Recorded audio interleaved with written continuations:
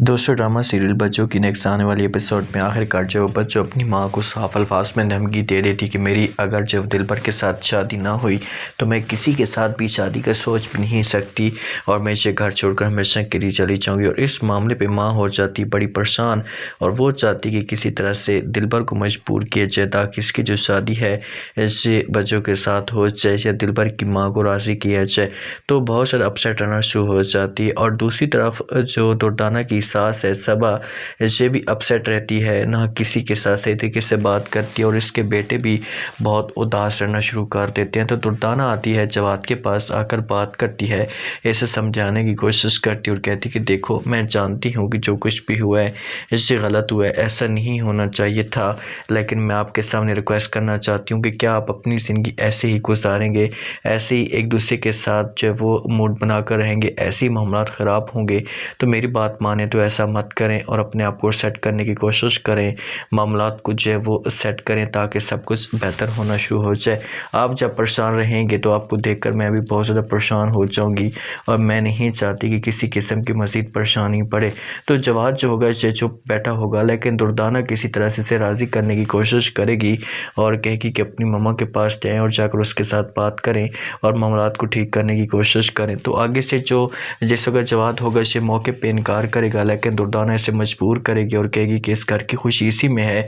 इस घर की भलाई इसी में है कि आप जाएँ और जाकर अपनी माँ के साथ। जवाद जो होगा इसे बात मान जाएगा और अपनी माँ के साथ बात करना शुरू कर देगा। बहुत ज़्यादा माँ जो होती है इससे परेशान रहना शुरू कर देती है जब से जो इसे धमकी दी जाती है, जब से इसे बच्चों धमकी देती है कि मेरी शादी दिलबर के साथ ना हुई तो मैं किसी के साथ भी शादी नहीं करूँगी। तो सुहेल जब अपनी माँ को परेशान देखता है तो इसके पास आता है, आकर बात करना शुरू कर देता और कहता है क्या हुआ माँ जी, आप इतनी उदास, आप इतनी परेशान किस वजह से हैं। तो आगे से जब ये बात माँ सुनती है तो फ़ौरन जवाब देती और कहती है कि मैं सिर्फ उससे परेशान हूँ, तो एक ही लड़की की वजह से परेशान हूँ, उसकी समझ तक नहीं आती कि वो आखिरकार चाहती क्या है। तो आगे से सुहेल पूछेगा कि भाई बच्चों की वजह से, तो माँ जवाब देगी और कहेगी कि जी बच्चों की वजह से, क्योंकि उसने धमकी मुझे दे दी है। उसने ये बात कह दी कि अगर आप लोगों ने मेरी शादी ना करवाई, अगर मेरी शादी ना हुई तो बहुत बड़ा तूफ़ान खड़ा हो सकता है दिलबर के साथ। और ये भी कहती है कि हर सूरत में उन लोगों की डिमांड माने, अब मैं क्या करूँ मुझे समझ तक नहीं आती और मैं कैसे उनकी डिमांड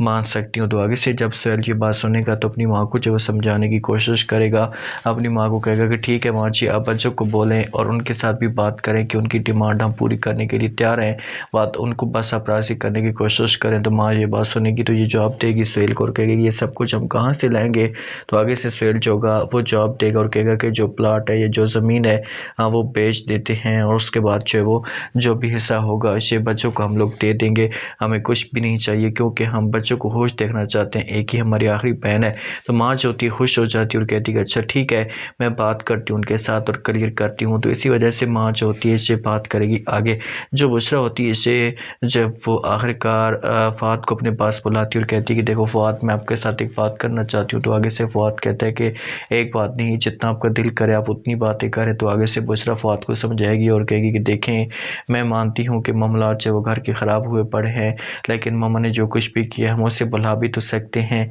और सब कुछ ठीक भी कर सकते हैं। तो फ़वाद को जहाँ पर बुशरा राज़ी करेगी, पहले तो फ़वाद जो होगा इसे इनकार, माँ जो होगी ये समझाने की कोशिश करेगी। बुशरा ऐसे कहेगी कि देखिए आप लोगों की अपनी माँ है और आप लोगों का हक बनता है कि आप किसी तरह से सब कुछ ठीक करें, आगे आप लोगों की अपनी मर्ज़ी है, मैं आपको मजबूर नहीं करूँगी। तो फ़वाद जो होगा ये बुशरा को कहेगा कि चलो ठीक है अगर तुम कहती हो तो मैं चाहता हूँ जाकर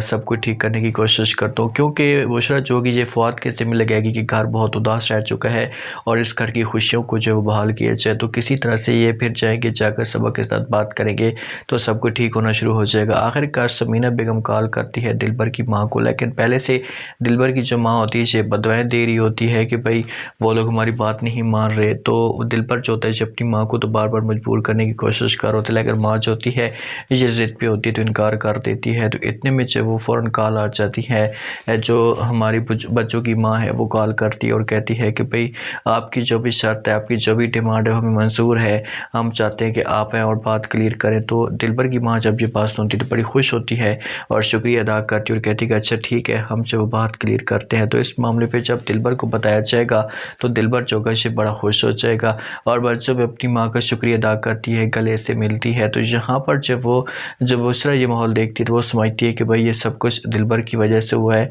और जो बच्चों है इसे दिलबर के साथ इतनी मोहब्बत करती है कि इस हद तक भी जाने के लिए तैयार है। अब आगे क्या होगा, कैसे पलट देंगे इसे, इन लोगों को गलती का एहसास होगा और ये माफ़ कर देंगे। आप लोगों ने लास्ट में बताना है और सब्सक्राइब भी लास्ट में कर देना है। शुक्रिया, अल्लाह हाफिज़।